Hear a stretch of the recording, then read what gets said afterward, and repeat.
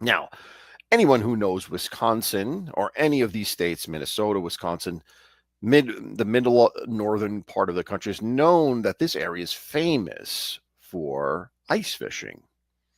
Well, it stands to reason that there might be an ice fishing ghost, and that's what we're going to talk about. The ghostly ice fisherman of Manitowish is the subject of our next point here. All right.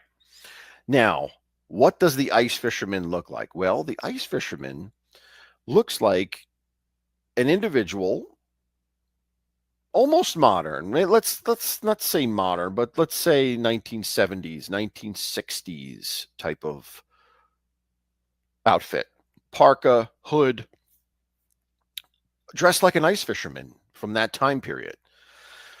And people will see him on various lakes. Now, this is an interesting part of this story, is that he's not linked to one specific lake. He's seen in different lakes in the region. The lakes he's seen are Cinday Lake, uh, Circle Lily Lake, Dead Pike Lake, Birch Lake, and Big Crooked Lake. Those are the four lakes that you could see the ice fisherman. And it's interesting to me how he travels about, and he'll appear in the distance, and you'll see him much like anyone else would be in a cold winter's day out on the lake, set up to do ice fishing. Hello, Paulie Donuts. Good to see you. Gianni Catalano. Good to see you, my friend. And it's always from the time the lake freezes to the time it gets mushy. So a cycle of a lake, you'll see it at the beginning. Right now, it's in the solid ice, but in December or in November, even it will be like a weaker ice, and then it'll get solid in January and February, and then in March, and then it'll start to loosen or start to get mushy. Well, you could see him at any period of time. He might be out there.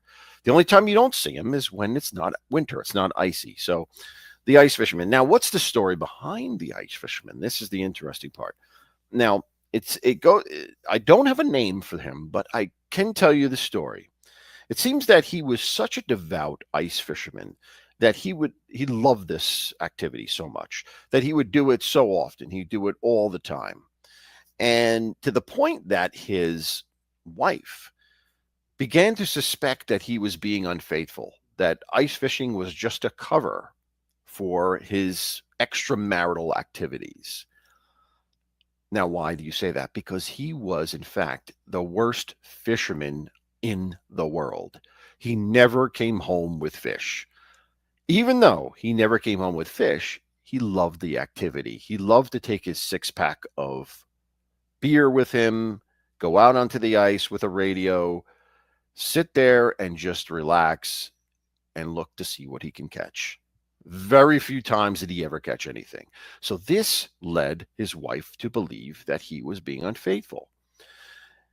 And this went on for a while until one winter day, he went off to do his usual Saturday fishing.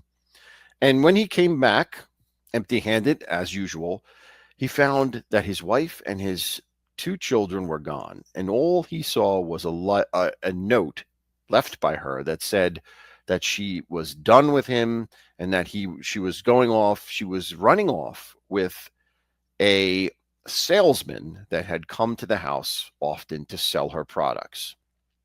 So a very devastating situation for our fisherman. And in fact, he is so distraught over this that what do you think he does? Well, he goes to the place where he feels best, which is back out on the ice. So he takes his six-pack of beer with him. He goes out to the ice and begins to tie one on. And boy, does he tie one on, because he's drowning his sorrows from what he's dealing with. Well, he was so bad that he actually fell asleep out there. And that night, unfortunately, an unpredicted storm hit the lake.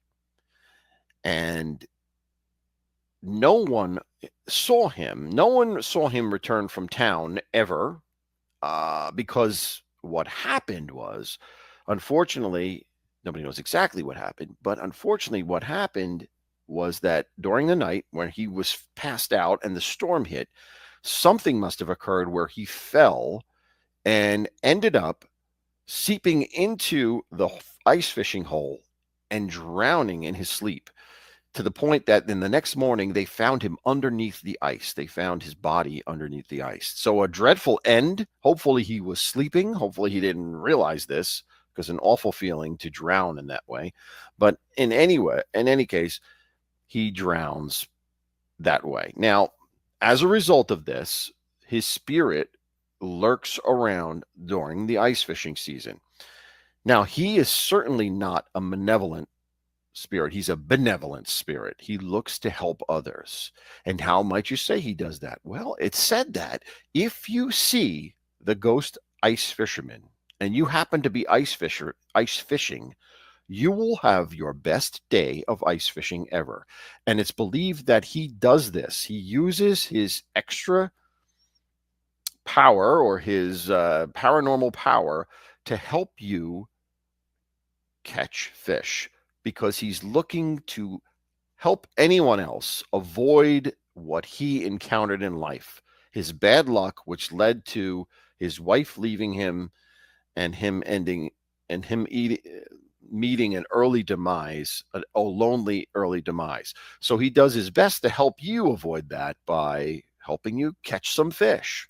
So kudos to the ghost ice fisherman, for helping his fellow man avoid his problems and catch some nice pike in the lake. So that's ghost story number 2, the ice fisherman of Manitowish.